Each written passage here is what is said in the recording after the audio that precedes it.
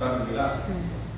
திருக்குறள் எப்படி படிக்கணும்னா திருக்குறள் நாம்னா வீழ்நாள் படாமை நன்றாற்று அக்தோர்வன்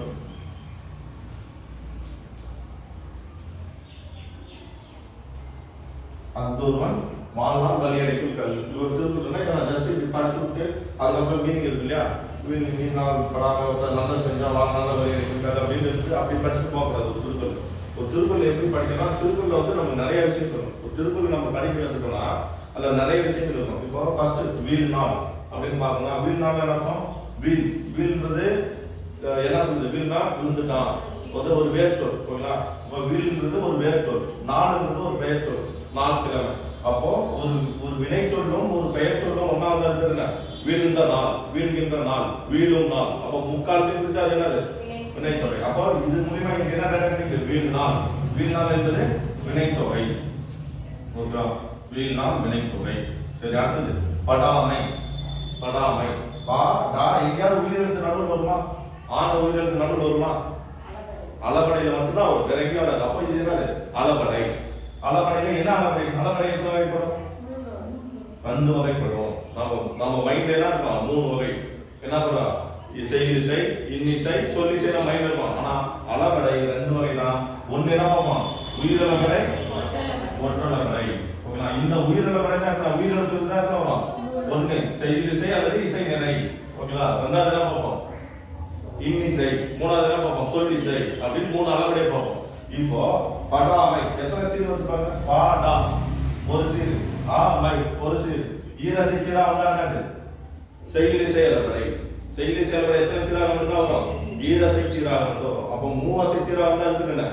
பெரிசா வச்சுனாலே போறல என்னது? இன்னிசை. கெடுப்பதுவும் எடுப்பதுவும். ஓகேங்களா? அப்ப அது வந்து என்னது? இன்னிசை. வந்து என்ன பண்ணலாம்? சொல்லிசை. அப்போ இருக்கு இதுல என்ன? இது வந்து அளபடை. அளபடையில என்ன அளபடை அப்படின்னு சொன்னா 2 சீர் வருது. எப்படி கண்டுபிடிப்பது? அளபடை எப்படி கண்டுபிடிப்பா? 2 சீர் வருது. 2 சீர் வந்தாலும் இது என்ன அளபடை? செய்திசை அளபடை. அப்படி இல்லை, இதோட இலக்கணம் என்ன அப்படின்னு பார்த்தோம்னா பாடா. தான் என்னது? நெடில் எழுத்து. ஒரு நெடில் எழுத்து அளவெடுத்தால் அது என்னது? செய்திசை அளபடை. ஒரு குறி நெடிலாக மாறி அளவெடுத்தால் அது என்னது?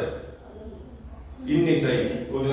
கெடுப்பதும், கேடுபாதும், கெடுப்பதும். இந்த இடத்துல கேடுபாதும், கெடுப்பதும் சின்ன தூளா இருக்கும். இந்த சின்ன தூள் என்னவா மாறும்னா பெரிய தூளா மாறி அதுக்கப்புறம் அளவெடுத்தா இது என்ன? 2 ஸ்டெப் வந்தா அது இன்னிசை.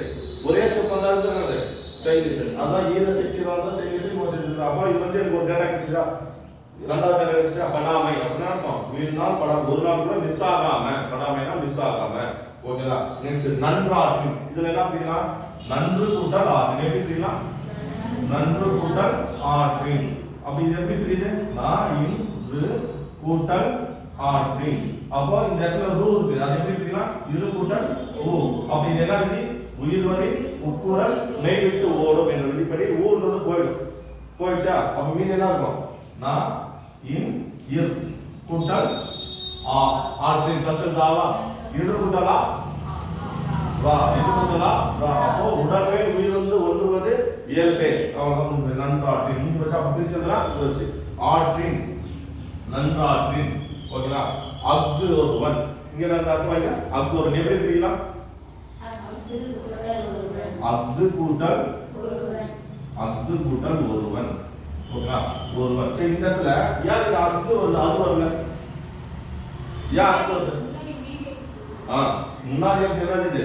ஓன்றது உயிரெழுத்தா உயிர்மெய் எழுத்தா? உயிரெழுத்து வரும்போது என்ன எழுதணும்? அஃது. ஓகே. அதே அந்த இடத்துல வந்து வந்தது வானது உயிர்மெய். உயிர்மெய் வந்தா என்ன எழுதணும்? அது வந்தது. ஓகேங்களா? அதுவே வந்து உயிரெழுத்து வந்தா அந்த இடத்துல என்ன எழுதணும்?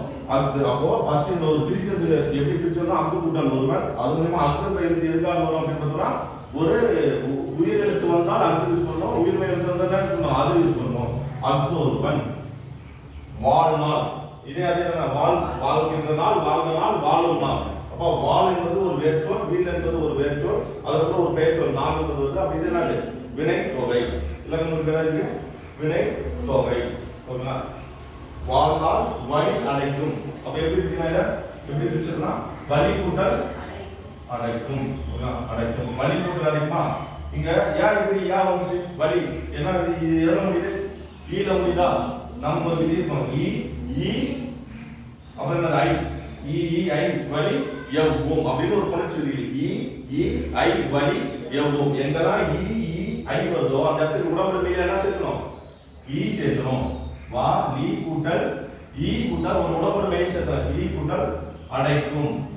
இப்போ சொல்லுங்க வா லீ கூட்டலா ஓகேங்களா? கூட்டலா அப்ப என்ன ஆச்சு? வலி அடைக்கும். ஓகேங்களா? வலி அடைக்கும். இந்த வார்த்தை முடிஞ்சிருச்சா? அடைக்கும்ன்ற வார்த்தை முடிஞ்சிருச்சா? கம்ப்ளீட் ஆயிடுச்சா? அடைக்கும்ன்ற வார்த்தை கம்ப்ளீட் ஆயிடுச்சா? கம்ப்ளீட் ஆகல. அடைக்கும் இது பின்னாடி ஏதோ ஒரு வார்த்தை வரப்போகுதுன்னு அர்த்தம். ஓகேங்களா? இது பின்னாடி என்ன பண்ணுது? ஏதோ ஒரு வார்த்தை வரப்போகுது. அடைக்கும் கல். இந்த கல்லுன்ற வார்த்தையை வச்சுதானே இது முடியுது, கம்ப்ளீட் ஆகுது. இது பேர் வினைமுற்று. முடிந்தால் அது பேர் அது வினைமுற்று. ஆனா இது இப்படியாக அப்ப இது எஞ்சி நிக்குது. அப்ப இது பேர் என்ன? எச்சம். எப்படி வினை எச்சம்? வலி அடைக்கும் கல்லுன்றது ஒரு மோட்சம். இது வந்து ஒரு பெயர் சொல். பெயர் சொல்லை நோக்கி வந்தால் அது பெயர் சொல்லுக்கு முன்னாடி வரும். ஒரு எச்சத்துக்கு அப்புறம் பெயர் சொல் வந்தால் அதுக்கு என்னது? பெயர் எச்சம். ஒரு எச்சத்துக்கு அப்புறம் ஒரு வினை சொல் வந்தா வினை எச்சம். வலி அடைக்கும் கல். அதுவும் இல்லாம வலி அடைக்கும் உம்முன்ற விதி வந்தா என்னது? பாடும் பாடல். கேட்டாங்க குரூப் ஒன்று கேட்டாங்க. பாடும் பாடல் எவ்வகை பெயர் சொல்? பெயரெச்சம். எதிர்கால பெயரெச்சம். இதுக்கப்புறம் தான் பாட போறோம். அப்போ வலி அடைக்கின்றது என்னது? எதிர்கால பெயரெச்சம். கேள்வி கேட்கிறாங்க என்ன பெயரெச்சம்? எதிர்கால பெயரெச்சம். சிலபஸ்ல இருக்கு. பெயரெச்சத்தின் வகையறைகள் என்ன இருக்கு? சிலபஸ்ல ஒரு பாயிண்ட் இருக்கு. அப்போ வலி அடைக்கும் கல். எனக்கு எத்தனை டேட்டா கிடைக்குது? ஒரு திருக்குறள்ல நான் ஜஸ்ட் சாதாரணமா கடந்து போயிருந்தேன்னா இப்போ இதோட டோட்டல் மீனிங் என்ன? வீணால் படாமை நன்றாற்று. ஒரு நாள் கூட படாமைனா அதை மிஸ் பண்ணிடாத, ஒரு நாள் கூட தவற விடாத. படாமைனா தவறாம, நன்று ஆற்று நல்லது செஞ்சுனா செய்யறதுதான் ஒருவனுக்கு அந்த விஷயம் தான் ஒருவனுக்கு அவனோட வாழ்நாள் வழியறிக்கல். இப்ப நான் சொல்றோம் இல்லையா, இப்ப ராமன் பிறந்தாலே, ராமன் பிறந்தது இருக்காங்க அறக்கதலை அழிப்பதற்காக. ராமன் பிறந்ததே இருக்காங்க அறக்கனை அழிச்சு இந்த உலகத்துல நல்லது நடத்திருக்காங்க.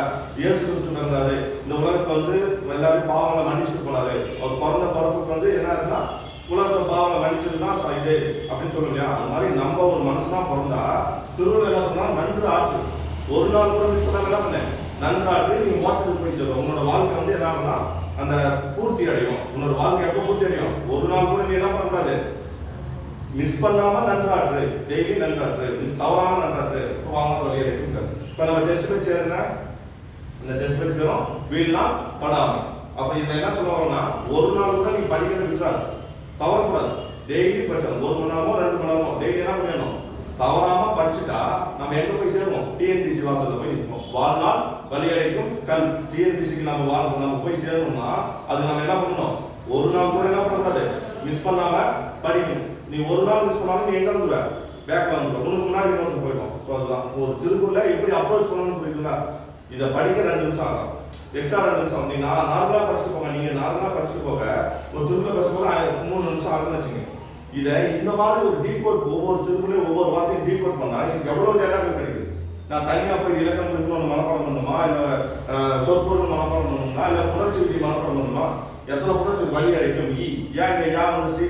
வலி அடைக்கும். ஏன்னா ஐன்ற வலி வந்தா நம்ம வந்து யார ஒரு உடம்படுமை சேரும். ஈன்ற உடம்படு செய்யும் நன்றாப்பை உயிரிழந்து முக்குறல் நினைவுற்றோடும் அக்கோருவன். ஒரு உயிரிழத்துக்கு முன்னாடி அக்கந்த வார்த்தை வரும் அப்படின்ற எத்தனை டேட்டா ஒரு திருக்குறள் நடக்குது. அப்ப திருக்குறள் எப்படி படிக்கணும்? இந்த திருக்குறள் மனப்பாடம் தான் சொல்லுமா? நம்ம மனப்பாடம் பண்ணி என்ன பண்ணணும்னா திருக்குறள் போட்டியில போய் மனப்பாடம் பண்ணி ஃபர்ஸ்ட் போய் சொல்ல போறதில்லை. ஆனா எந்த திருக்குறளை சொன்னாலும் அதை புரிஞ்சிக்க தெரியணும். அதை நம்ம என்ன பண்ணணும்? அதோட மீனிங்கை சொல்ல தெரியும். திருக்குறளை மனப்பாடம் பண்ற அளவுக்கு இந்த வார்த்தை எல்லாருக்கும் மனப்பாடம் வராது.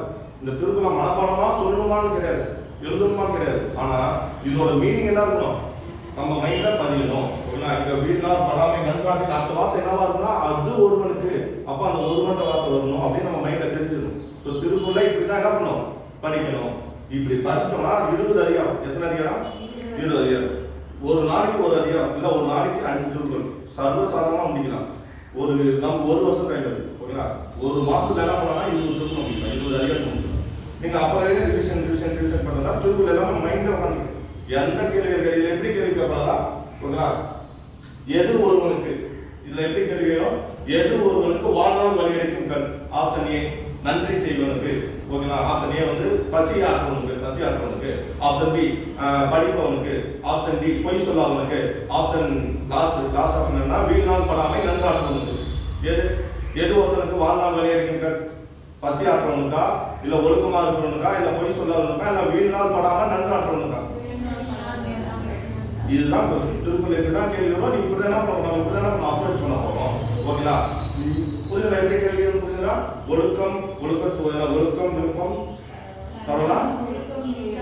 அப்போ ஒழுக்கம் எது தரும்? இதான் கேள்வி. ஒழுக்கம் எதை தரும்? விழுப்பம் தரும். ஒழுக்கம் விழுப்பம் தான் அர்த்தம். சிறப்பு. ஓகேங்களா? ஸோ அதனால ஒழுக்கம் எதை விட மேன்மையானது, உயிரை விட மேலானது. கேள்வி எப்படி ஒரு திருக்குறள் நம்மளே கேள்வி கேட்கிறோம், நம்மளே பதில் சொல்லிக்கிறோம். அப்படி படிச்சோம்னா திருக்குறள் எப்படி கேட்டாலும் என்ன பண்ண முடியும்? ஆன்சரை போட முடியும். ஓகேங்களா? ஸோ இதுதான் திருக்குறள். 20 அதிகாரத்தை படிச்சு தெரிஞ்சு வச்சுக்கணும். சரிங்களா?